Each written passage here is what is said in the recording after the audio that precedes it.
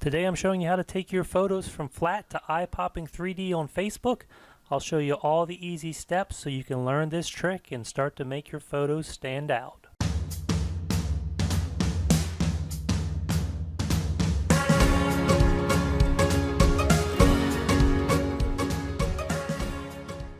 Hey everyone, this is Greg from Purpose Blogger. Thanks for joining me for what I think is going to be another cool tutorial. Today we're going to take a single image, and with that single image we're going to create something that can become a 3D photo on Facebook so that when the user mouses around the photo, you're going to get this really cool 3D effect. I'm seeing more and more of these lately. They really do grab your attention, and I think when you see that, click your mouse to move around, everybody wants to jump in there and see what the photo's going to do. So it is really another opportunity for a cool visual asset you can create for your blog or business. Now, I think one of the reasons we see more and more of these is that there are more and more smartphones that do have dual cameras, and these dual cameras have the ability to capture two images at once from the left and right camera, and then some of these phones do create these 3D images on the fly. Now, my phone is pretty old school. I don't have that ability, but so if you're like me and you want to know how to do this with a single image, this is the tutorial for you. So in the absence of the two cameras, what we're going to need is we're going to need to provide Facebook with the depth image from our photo that lets it know just how far approximately things are from the camera, so we can use that information to distort the photo and basically fake that 3D effect. This is going to make the most sense if we just jump in and work through an example. Okay, for example, today I'm going to use this cool cupcake photo. I like this photo because it has a lot of cool different layers of depth here from front to back, and so I think it could be a really cool result. So I recommend looking for something like that that you think is going to have an interesting result. At the same time, you might not want to get so complicated when you first start out. Start simple and then build, and you'll get an idea as you go for what images this is really going to work well on.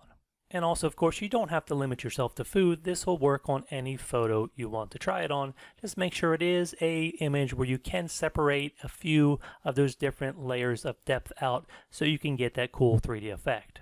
So I have my photo so it just fits in screen so I can see all the information, and then I can zoom in and out as I need to.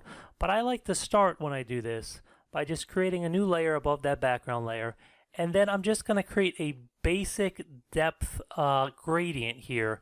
And so I know there are planes of focus here that are going to interrupt this, but basically these things here are closer to the camera, and then as I move farther and farther back in my photo, it's moving away from the camera. So I want a black to white gradient, white to black gradient. So I'm just going to come down here and make sure I have these foreground and background in the color. You can also just hit D on your keyboard to bring the default colors back up, and if you hit X, X will swap the foreground and background colors. So I want white as my foreground, black as my background. Then I'll grab my gradient tool, and I am just going to click at the bottom and then shift click and drag up to the top, and I just want to drag out a basic black to white gradient as a starting point. Now I'm going to come in and I'm going to define those additional planes of focus within that and give them appropriate grayscale representations. So let's just take a quick look at this image and sort of analyze the different areas we want to select. And so we have this cupcake here that's sort of all in the same focal plane. This one here is basically the same. Then behind that we have this orange, we have this cupcake here, and then these cranberries back here, and then of course the napkin in the background. So I want to separate out those different layers. So when you do this, the selection part of it is going to probably be the most tedious part of it, but you don't have to spend a lot of time. A good starting point, especially maybe if you're not as familiar with all the different selection tricks in Photoshop, would be something like the quick selection tool, which usually is a good starting point and can do a pretty good job on anything where you do have any kind of edges. So I'm going to start with this quick selection tool. I'll make sure I'm on this layer 1 here. And I'm going to come in here, and you can use your right and left bracket keys to change the size of this. So I'm just going to get something that's a reasonable size. And then I'm just going to start clicking in this cupcake, and I'm going to try to get just the basic selection of this cupcake. And again, if you accidentally click outside like this and you want to get rid of something, all you have to do is hit the Alt key, and that'll change that to a minus, and then you can take away from that selection. So you can sort of do fine tuning as you go. Again, I would not spend a ton of time the first time you do this. You want to get a pretty good selection, because if you miss things, then it could do funky things when you get to that final 3D image. But very quickly, you can see there, I got a basic, pretty good selection of this cupcake. And maybe I'll come down here and I'll pick up a little bit of this shadow edge area, maybe get rid of a little bit of that. But again, I'm not going to spend tons and tons of time the first time I do this, because I want to see what kind of results I get, and then I know I can come in, and the way I do this, I'll be able to come in and fine-tune these selections. So here's the way I like to do this. Once I have my selection made, I like to come down here, and under my adjustment layers, I'm going to choose solid color. And when I'm choosing solid color, this is where I'm going to select the color that represents sort of the how far from the camera this part of the image is. So I'm going to do solid color, and so for now I'm just going to choose something like this gray here, but this is where I'm going to start to use this initial layer here as a guide. So what I'm going to do is I'm going to drop that layer behind that cupcake layer, and I know if I just sort of, what I'm also going to do is I'm going to make a copy of this background layer, and then bring that up top just so we can turn it on and off as we need to. So right here, the bottom of this cupcake is basically matches up exactly with that initial gradient we drew out at the bottom. So the cupcake should basically blend seamlessly into that initial background in terms of the focal plane here is going to be the same as right there. So what I can do is I can turn that off, and then with this layer highlighted, I'm just going to come in here and use my eyedropper tool, and I'll select that color that's basically right there at the bottom of this, and then if I just come over here to this, with this selected, I can just do an Alt backspace and fill that cupcake layer with that here. So now you can see we have that initial black background plane, that's my layer 2, and if you want to stay organized here, you can name these layers as you go. I usually like to take these top layers here, and I'll create a group, so I'll do new group from layers, even though this is just one layer at the moment, and I will call this depth or something like that. And then I like to leave sort of this background layer on top if I need it as a reference. I have one below as well, and then I usually leave this background layer outside of that, just below this folder here, because I will sometimes turn all of these on and off, and I want to keep this layer here on. So once you've done that, the other decision you may want to make is, as you make these selections, should they have a hard, crisp edge, or is there going to be some softness? So if we go back to the initial thing here, at this point in my photo, you can zoom in here, and you can see that these are still pretty sharp edges. Now, it gets a little bit blurrier up here, but then as you go farther back in the photo, it definitely gets softer and softer. So you do want softer edges as you go back in this photo. I definitely want softer edges, and I'll keep that in mind as I create this depth map. But also, again, bear in mind, first time you go through this, don't spend too much time, because you might be surprised what you can get away with. A good thing to do is to work through it quickly. Again, you'll be able to get a preview on Facebook once you get to it of what your image is going to look like, and then if you notice problem areas, you can come in and spend more time. Okay, so let me just move along to another layer here. So I'm going to do it the same way. So I may expand out here, this group here. And what I'm going to come in here again, quick selection tool. I'm going to make sure I'm on this layer for a second. So I'm selecting from that layer.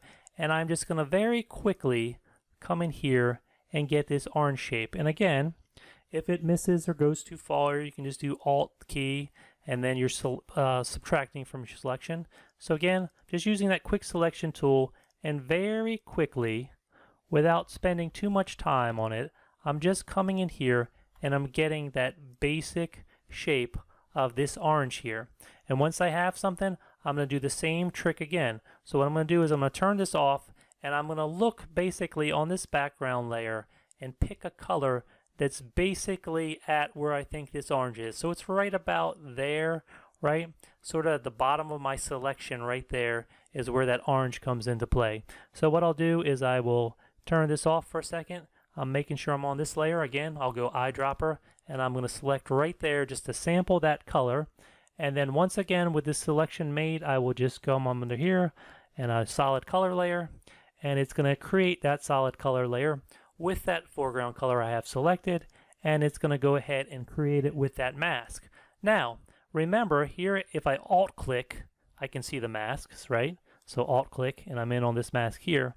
Remember I said as we go back in the image, the edges become softer and softer. So with this selection mask now selected, I can just come up here under feather and I can start to add in a little bit of feather to that edge. Now obviously I could go way and feather it. That's too much, but dial it back until you find something that looks comparable to the softness of the edge that you're seeing in that image. So I'm going to go about 6.2. I'll go ahead and take that, and then I'll hit alt click. And again, this is all adjustable. I can come in and refine these selections. I can come in and refine that feather. So we're just setting the initial pass, and then I can always come back, and if things aren't working, I can always come back and make changes. All right, so I am going to follow the same methodology to go ahead and select this and apply a color. Select this as another layer of focus, another plane of focus. I'll select this, I'll select my napkin, and I'll select the background here. I'm just going to speed up the video, but you'll be able to see how I do that. It's the same method we've used, and then we'll see what this final depth map is going to look like and see what we do then to get that final result.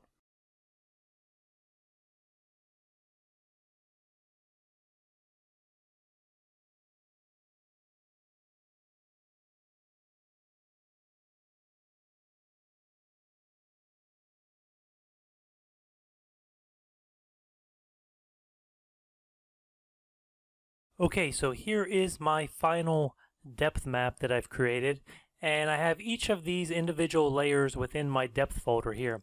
So if I twirl this down, you can see I can turn that on and off, and then behind that I just have that background layer. And you'll see that basically I set it up so that everything in here now maps to basically the different focal planes that everything within this image is on. Now if this is a little intimidating, tackling a couple different levels, you can always start with like a basic image where you have something in the foreground and then the rest of it is sort of background elements, and you can start where you basically just are shaping one thing, selecting one thing, and creating a depth map that's a little simpler. But this sort of gives you the idea that you can start to get in here and make these more complicated depth maps, and you can get some really cool results, which we're going to see now. So once you get to this point, what you then need to do is save off this depth map and then save off the original image. And so what you want to make sure is that they get saved off at the same size, and that you want to make sure that you use the following naming convention. So let's just walk through it real quick. I'm going to choose File, Export, Export As, and then under here, this is much bigger than I need this to be. I'm just going to go ahead and type in 1500. I'll just have to do 1500 for my depth map as well. Hit enter on that. I'm going to do PNG. It's going ahead, it's populating the preview here. So I'll see that. And then I'm going to go ahead and I'm going to save this off. So export all. And then I'm just going to put it here in this example folder. And in here, let's just call this cupcake. And go ahead and click save. And then what I want to do is make sure I turn off this top layer so I just have my depth map. And then I'm going to do the same thing, File, Export, Export As. If you just did the other thing, it should automatically populate with the same settings. So again, 1500 for my height. It's a PNG once again. And then I'll go ahead, Export All. And then you want to use the same naming convention and then add underscore depth. So if I just click on this, it's cupcake, the name of the file that I'm going to use it with. And then I'll add the underscore and I will type depth. So again, the name of your original file that it's going to be used in concert with, and then just add that underscore depth. Go ahead and click save. And those are going to be the two files we need to upload to Facebook, and we're going to get this cool 3D result. So let's go ahead and let's check that out now. So here I am in Facebook, starting a new post. I would just choose photo, video, upload photos and videos. I'm going to navigate and find those two photos. So for us, it's cupcake, and then this cupcake depth. I'm going to select both of them. So that's a control or a shift click there. I'm going to open those, and then Photoshop is going to load both of those, and it's going to recognize that one of them is the depth information, and then it will start creating that 3D photo. So let's just wait for a second here. It is uploading this. And this is the key thing. When it's uploading this, I haven't posted anything yet. It's giving me this preview, so I can preview it first, and then I can always X out and back out without without actually posting anything. So this is great because you can come here and see it first and then decide whether you want to post it. So look at that. Without spending too much time, look at how cool this result is. So we had a static 2D image, and now it is this interactive element that I think is really pretty cool.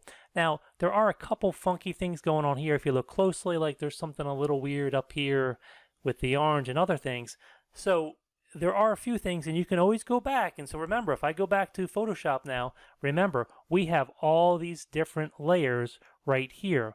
We have all these individual layers, and so one of the reasons why we kept them separate and labeled them all is because if I want to go in here and I want to adjust this, if I see anything funky or make it softer or do anything different, you can still come back and you can make changes, and then you can just upload that new image and everything together. But so again, create the depth map to go with the photo, then you're going to go over to Facebook, you're going to post that, right? You're going to upload those two things, you can get the preview, and then if you love it, go ahead and write whatever and load it up there, and then you have those assets for all time.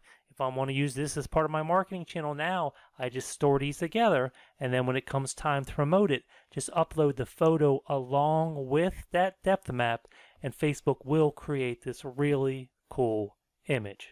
And then as you get comfortable with this process of creating this depth map, I encourage that you just really continue to play around and get creative, because you might be surprised with some of the results you can get with these things. You can get really good results really easily, and you can get interesting results. So play around, see how different photos work, and then try to get creative in here. Here's just one quick example. Here's another alternate version I did of this, so let me just jump back over here. And so alternate version here, if I go photo, video, upload photos, this time I'm going to choose these different versions here where I was just testing out some different things. So in this version here, I don't have any text on my actual photo, but in the depth map, I added a gradient to mimic some text. So if I open that right now, watch what happens with this one right here. As this loads right here, let me give this a second as it does its normal thing. So it's loading this one here.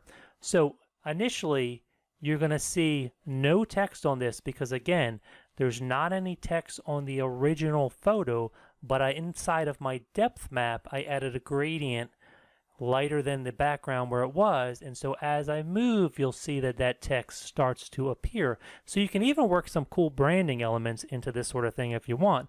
But again, get creative, try some different contours in terms of your depth maps, get more specific, less specific, and you might be surprised. I'd love to see what kind of results you can get from your photos. So go ahead and drop some comments down below, hit like or subscribe if you like this video, and I'd love to see what kind of results you can get. Again, taking a single flat image and then creating this cool 3D effect by creating a depth map in Photoshop. I hope you like this. Hit subscribe below, share this if you like it, and I'll see you soon.